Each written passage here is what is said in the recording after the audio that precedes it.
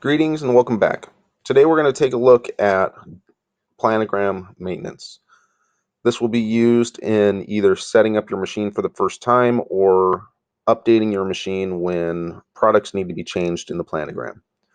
To manage the planogram, simply log into Innovation. Once your machine is provisioned, if it is a brand new machine, simply hover over the Machines tab and select Manage Machines.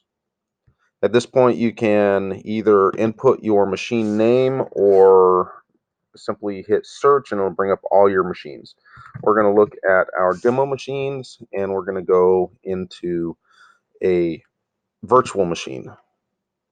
The planogram is going to be the same for a virtual machine over a regular machine or locker.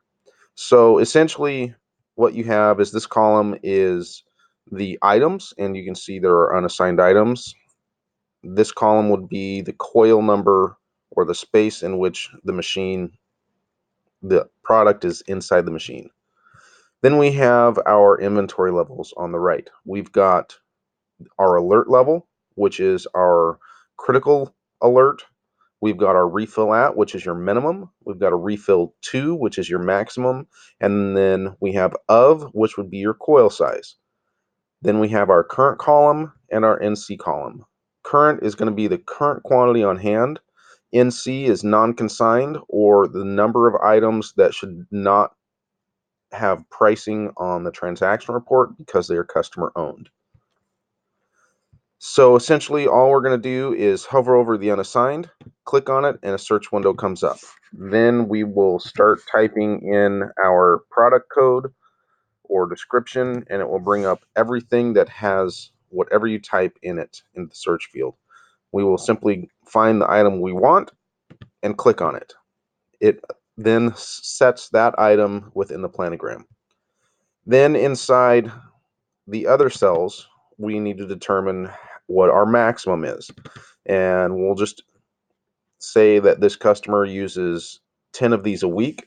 So we're going to put our maximum at 10. And let's say the coil, it's a small item, so it fits in an 18 count coil. So even though there's 18 spaces, we're only going to fill it up to 10.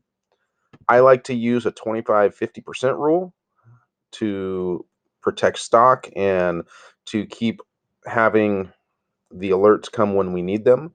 So 50% is our refill level, so I'd put 5.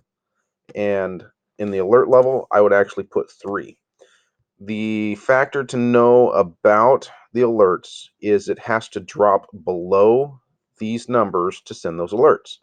So if I set up an alert to send at 5, once it's dispensed down to 4, that low bin alert would be sent.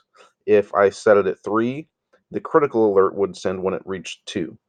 Once you make all of your changes, be sure to hit the save button on the far right or scroll all the way down to the bottom and hit save here. One thing to keep in mind and remember, avoid the enter key because it will not save your changes and it will refresh your screen.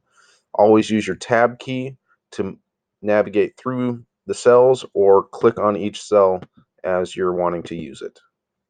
If you have any questions, feel free to give me an email, mike@snapvend.com, and I'll do my best to help you out. Thanks for joining us.